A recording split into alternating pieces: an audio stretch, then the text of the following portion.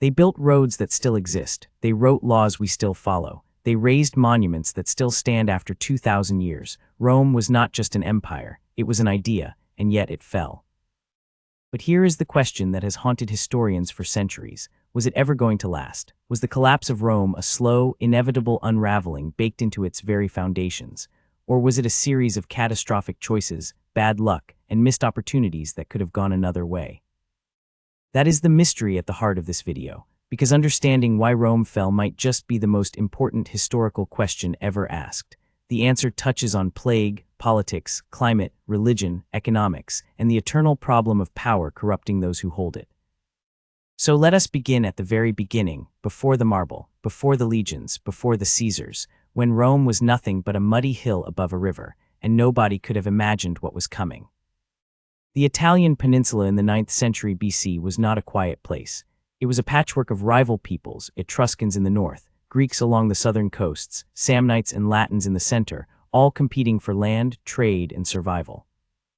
The Etruscans were the dominant power in this world. Sophisticated, urban, literate, they built walled cities, traded across the Mediterranean, and left behind a visual culture of stunning sophistication.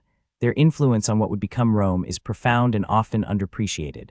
The Romans absorbed Etruscan architecture, religious ritual, political symbols, and even the alphabet.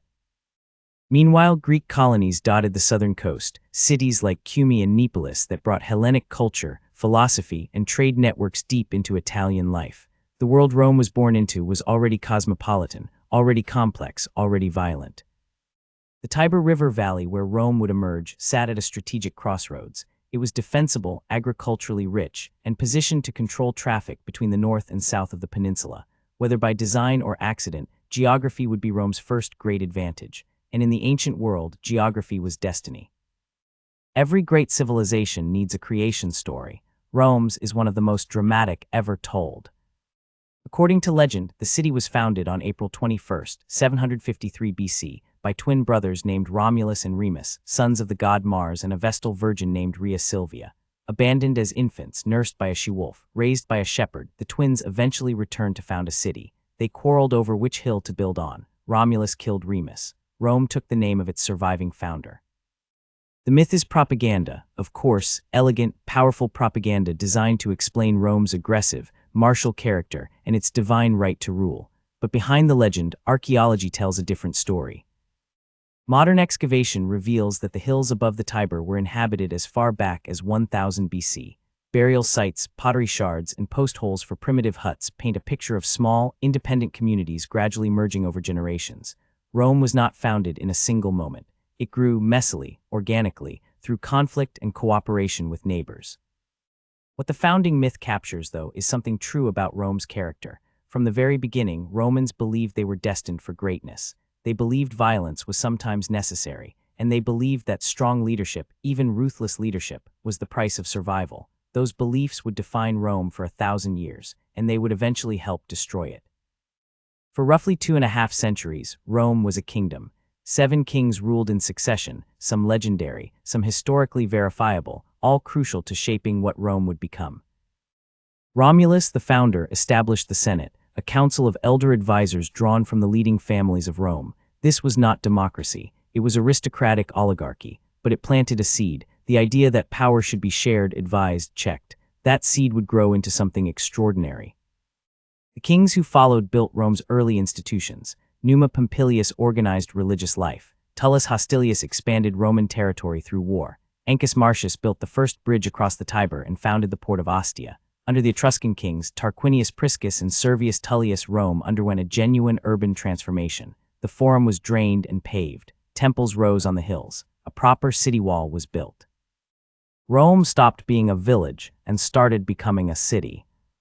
But the 7th king, Tarquinius Superbus, Tarquin the Proud, went too far. He ruled by fear, ignored the Senate, and executed opponents without trial. When his son Sextus raped the noblewoman Lucretia, who then took her own life rather than live with the shame, the aristocracy rose in revolt. In 509 BC, Tarquin was expelled, the monarchy was abolished, and Rome invented something new. The Roman Republic was one of the most consequential political experiments in human history. It was not democracy. Most Romans had limited political power, but it introduced something radical, the principle that no single man should rule alone. Power was divided between two consuls, elected annually, each with the ability to veto the other. The Senate advised and debated. Assemblies of citizens voted on laws and military appointments. A complex web of magistracies, praetors, censors, quaestors, aediles distributed authority across hundreds of officials. The genius of this system was its redundancy, checks on power, term limits, collective decision-making. It was designed specifically to prevent the return of a king, and for 4 centuries it mostly worked. But the Republic contained a fatal contradiction from the start. Political power was concentrated in the hands of a small aristocratic class, the patricians. The plebeians, the common people, were largely excluded. The early republic was rocked by what Romans called the conflict of the orders, a long struggle between patricians and plebeians for political equality. That struggle produced the 12 Tables, Rome's first written law code, displayed publicly in the Forum so that any citizen could read the law that governed them. Eventually, plebeians won the right to hold the consulship. It was a genuine democratic achievement, but full equality was never reached. Economic inequality continued to fester beneath the Republic's gleaming institutions. The seed of collapse was planted even as the Republic bloomed. The early Republic was surrounded by enemies and fought constantly for survival. What transformed that struggle into empire was a combination of military genius, ruthless pragmatism, and a policy innovation no other ancient power had tried at this scale: incorporation. When Rome defeated a neighboring people, it did not always enslave them or simply dominate them. Often, it offered them Roman citizenship, or partial citizenship, in exchange for loyalty and military service. This was radical. It turned defeated enemies into invested partners. It built a federated Italy that drew on the manpower of the entire peninsula. The Latin Wars, the Samnite Wars, the wars against the Etruscans and the Greek cities of the south, all followed a similar pattern. Hard fighting, costly victories, then strategic absorption. By 270 BC, Rome controlled the entire Italian peninsula south of the Po River. Roman military organization became the most effective fighting system the ancient world had ever seen. The manipular legion, flexible, disciplined, adaptable, could fight in terrain where the massed Greek phalanx failed. Roman soldiers were professionals in everything but name, serving long campaigns under iron discipline. The conquest of Italy also generated enormous wealth, land, slaves, tribute, that flowed to Rome's elite. The gap between rich and poor began to widen, a problem that would take another century to become a crisis, but a problem nonetheless. If the conquest of Italy made Rome a regional power, the Punic Wars made it a Mediterranean empire, and they nearly destroyed it in the process. Carthage was Rome's equal, a great Phoenician city-state in North Africa that controlled the western Mediterranean trade routes. When their interests collided over Sicily in 264 BC, the result was the first of 3 wars that would span over a century and cost hundreds of thousands of lives. The First Punic War lasted 23 years and was fought primarily at sea. Rome, a land power with almost no naval tradition, built a fleet from scratch, invented the Corvus boarding bridge, and eventually defeated Carthage after massive losses on both sides. Rome gained Sicily, its first overseas province. The Second Punic War nearly ended everything. In 218 BC, the brilliant Carthaginian general Hannibal Barca marched an army, including war elephants, over the Alps and into Italy itself. At the Battle of Cannae in 216 BC, Hannibal annihilated a Roman army. Perhaps 70,000 Romans died in a single afternoon, one of the worst military defeats in history. Rome refused to surrender. That stubbornness, that almost irrational refusal to accept defeat, is perhaps the defining Roman quality. They raised new armies, adopted new tactics, and eventually carried the war to Africa. At the Battle of Zama in 202 BC, the Roman general Scipio Africanus defeated Hannibal on his own territory. Carthage was finished as a great power. The Third Punic War was barely a war at all. Rome besieged Carthage, destroyed it utterly, and reportedly salted the earth. The Punic Wars left Rome dominant but damaged. Small farmers who had served in the legions returned to find their land ruined or absorbed by wealthy landowners. The social fabric was fraying. Victory over Carthage opened the floodgates. In rapid succession, Rome expanded east and west, into Greece, Spain, Asia Minor, and North Africa. By 100 BC, Rome controlled an empire stretching from Portugal to Turkey. The conquest of Greece was almost an accident. Rome was drawn in by Greek city-states seeking protection from Macedonian power. But once in, Rome stayed. Greece became a Roman province. Its art, philosophy, and culture absorbed wholesale into Roman civilization. The Romans were frank about this. They had conquered Greece militarily, but Greece had conquered Rome culturally. The wealth that poured into Rome from these conquests was staggering. The Roman elite grew fantastically rich. Senators built palatial estates. Generals became warlords with personal armies of loyal, landless veterans. And here is where the fatal mechanism begins to accelerate. Conquest generated wealth. Wealth concentrated in the hands of the elite. The elite used that wealth to acquire more land and political power. The poor grew poorer and angrier. The institutions designed to check individual power began to buckle under the pressure of extreme inequality. The Republic was eating itself from within, even as its armies conquered the known world. The crisis erupted in 133 BC when Tiberius Gracchus, a tribune of the plebs, attempted land reform, redistributing publicly held land to landless citizens.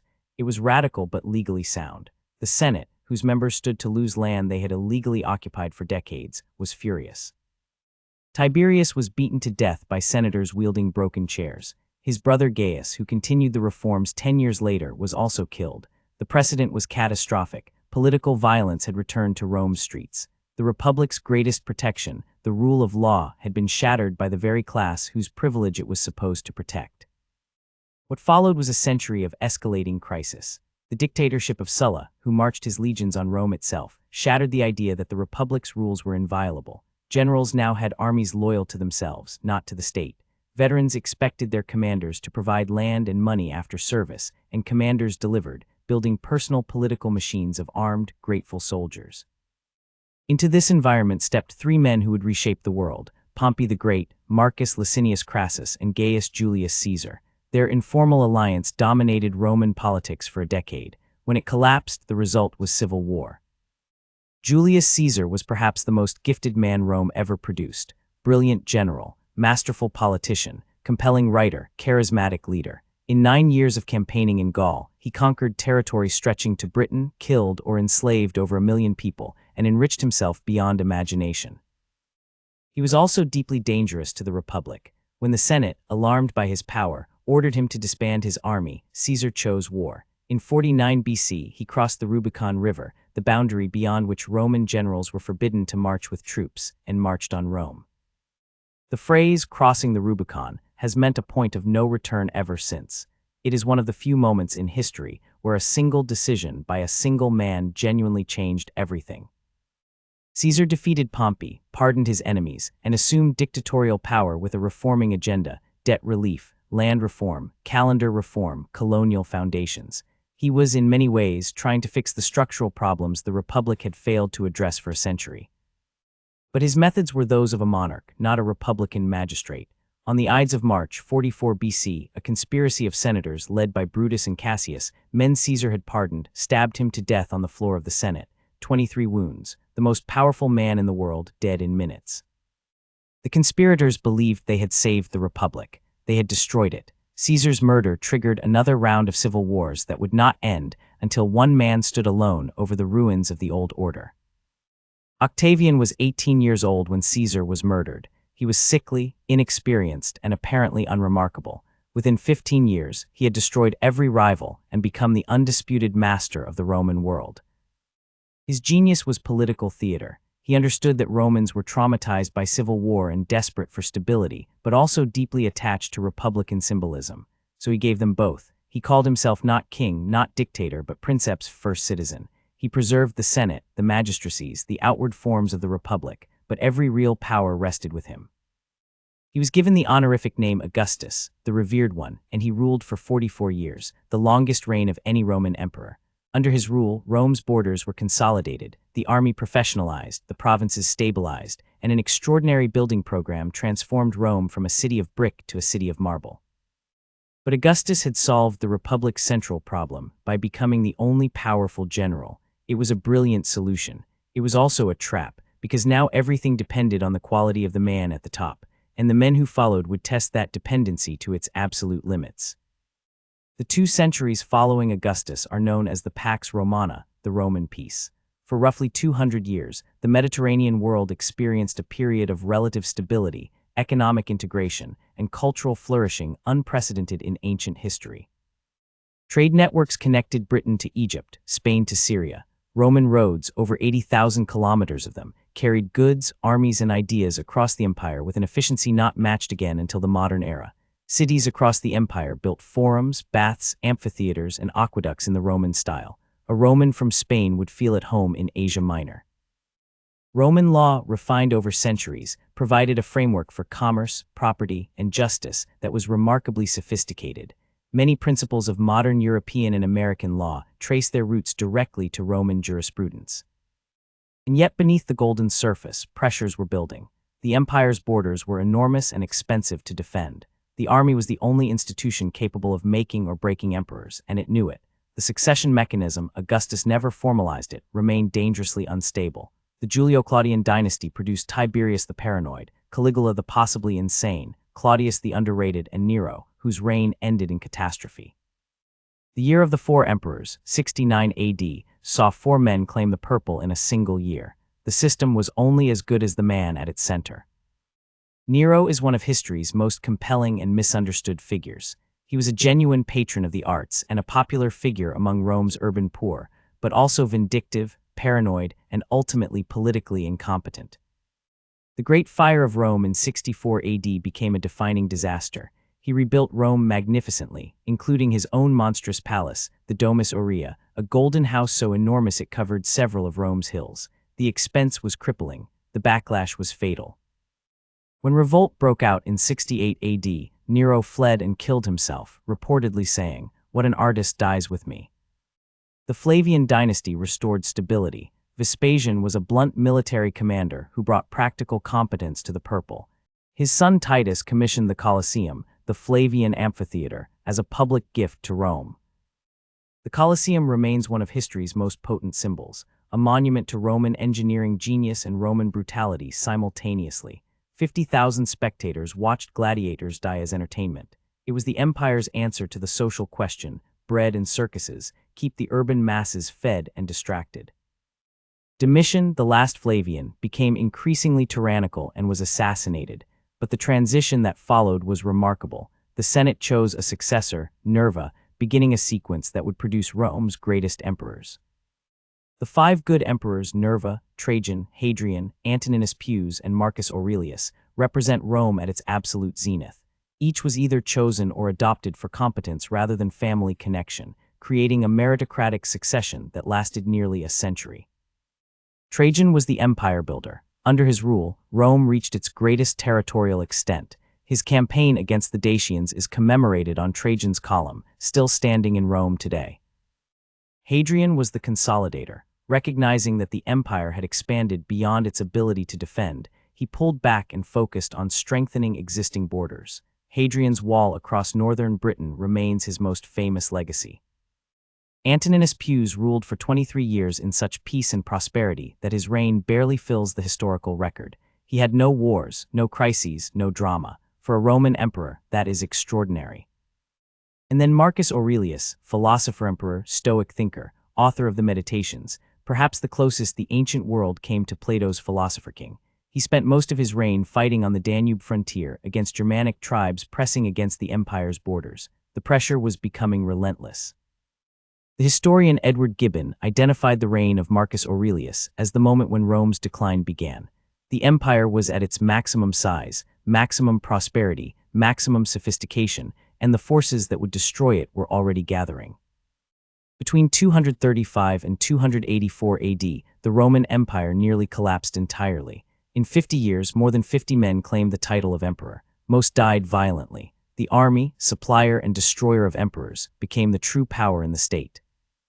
Simultaneously, external pressure became overwhelming. Germanic tribes crossed the Rhine and Danube in massive incursions. In 260 AD, something previously unthinkable occurred. The Emperor Valerian was captured in battle by the Persians, the first Roman emperor taken prisoner in war. He died in Persian captivity. The humiliation echoed across the empire. The empire fractured into fragments. Plague raked the provinces repeatedly. Economic disruption, currency debasement, and the collapse of trade networks brought widespread hardship. The sophisticated interconnected economy of the Pax Romana began to fragment. And here, for the first time, we see with terrible clarity the mechanism of Rome's decline. The army, the source of Rome's power, had become the greatest threat to its stability. A system sustained by conquest had created a military that no longer served the state, but instead consumed it. Was this inevitable? Some historians argue yes. Others argue that different choices at key moments could have stabilized the system. The debate continues, but the crisis of the 3rd century is where the question becomes truly urgent. The empire survived the crisis because of one extraordinary administrator, Diocletian. Rising from obscure origins to the purple in 284 AD, he implemented sweeping reforms, dividing the empire into 2 administrative halves, restructuring the army, reforming the currency, and massively expanding the bureaucracy. His successor Constantine understood something Diocletian had missed. In 312 AD, before the Battle of Milvian Bridge, Constantine reportedly saw a vision, a Christian symbol, and promised to convert if he won. He won, and Christianity, from that moment, became the favored religion of the Roman Empire. Constantine's conversion was one of the most consequential decisions in human history. It began the process that would make Christianity the dominant religion of European civilization. It also created new tensions between Christian factions, between Christianity and traditional Roman religion, and between the new imperial ideology and Rome's ancient institutions. Constantine moved the empire's capital to a new city, Constantinople, built on the site of the Greek city of Byzantium. The center of gravity was shifting east. The old Rome was no longer the heart of the empire. By the end of the 4th century, the division between the eastern and western halves of the empire was hardening into permanent separation. The east was richer, more urbanized, more defensible. The west was poorer, more rural, and under relentless pressure from migrating peoples. The Gothic crisis of 376 AD was a turning point. A massive Gothic people, fleeing from the Hunnic invasion of the steppe, were allowed to cross the Danube into Roman territory. The Roman administration, corrupt and incompetent, exploited and abused them. The Goths revolted. At the Battle of Adrianople in 378 AD, they annihilated a Roman army and killed the Emperor Valens, the worst Roman defeat since Cannae. The empire had to settle the Goths inside its territory as a semi-autonomous federated force, the first time a barbarian people had been accommodated within the empire on their own terms. The precedent was shattering. Theodosius, the last emperor to rule both east and west simultaneously, died in 395 AD. His young sons divided the empire. They would never be reunited. The fall of the Western Roman Empire is one of history's great slow-motion catastrophes. It was not a sudden collapse, but a decades-long unraveling, a fraying of authority, a retreat of civilization, a gradual loss of the capacity to defend and sustain the structures Rome had built. In 410 AD, the Visigoth king Alaric sacked Rome itself. The city had not been taken by an enemy in 800 years. St. Augustine in North Africa heard the news and began writing the City of God, a theological response to the question everyone was asking: how could God allow this to happen? Real power passed to military strongmen who ruled through puppet emperors. Tax revenues fell as territory was lost. Falling revenues meant fewer soldiers. Fewer soldiers meant more territory lost. The cycle was terminal. In 476 AD, the Germanic chieftain Odoacer deposed the last Western emperor, a boy named Romulus Augustulus, whose name carried bitter irony. The first and last names of Rome's entire history, combined in its final, pathetic ruler. Was this fall inevitable? Perhaps the truest answer is that Rome fell because of everything at once: internal division, external pressure, climate change, pandemic, economic failure, religious transformation, political dysfunction, all interacting and amplifying each other. No single cause, no single moment, no simple answer. Sound familiar? But the story does not end in 476. In the East, the empire continued, and would continue for another 1,000 years. The Eastern Roman Empire, which history calls Byzantium, preserved Roman law, Roman administration, Roman military organization, and the Roman imperial tradition. Its people called themselves Romans until the very end. Constantinople was one of the greatest cities in the medieval world, a metropolis of perhaps 500,000 people, protected by the greatest defensive walls ever built. Under the Emperor Justinian, the empire launched an extraordinary attempt to reconquer the lost western territories. His general Belisarius retook North Africa and most of Italy in campaigns of brilliant improvisation. For a moment, it seemed possible that Rome might be whole again.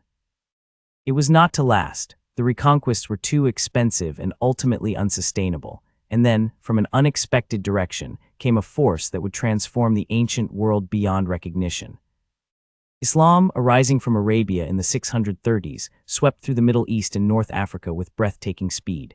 Egypt, Syria, Palestine, and North Africa, all provinces of the Eastern Empire, fell within a generation. Constantinople held, twice surviving Arab sieges, saved in part by Greek fire, a mysterious incendiary weapon that burned on water. Byzantium adapted, contracted, transformed. No longer a world empire, it became a sophisticated and culturally brilliant regional power. Byzantine art, theology, and scholarship profoundly shaped both the Islamic world and the emerging civilizations of Eastern Europe.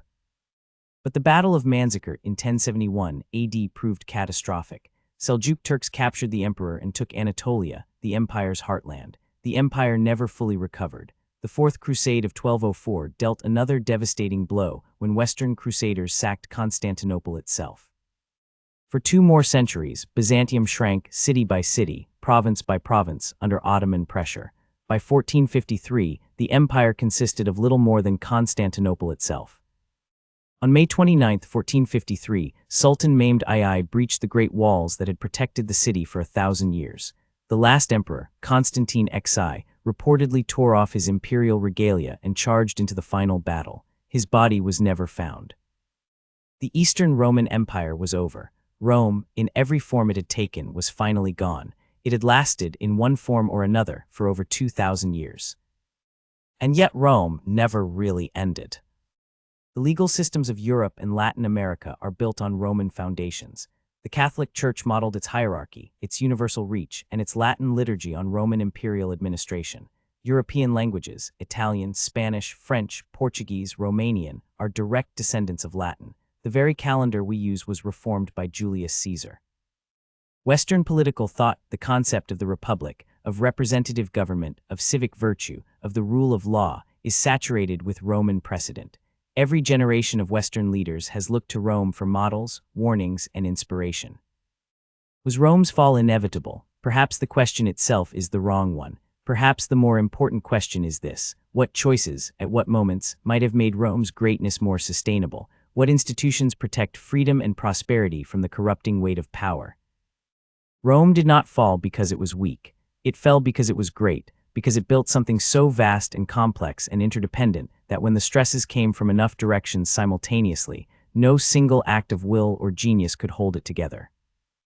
We live in Rome's shadow. We speak its languages, follow its laws, inhabit its political forms, and argue about its lessons. The empire is gone. The inheritance is everywhere. Rome fell, Rome endures. That is the mystery, that is the legacy, and that is the entire history of Rome. If this video opened your eyes to just how fragile and how extraordinary human civilization can be, hit subscribe, because next time we go even deeper into the questions Rome left unanswered.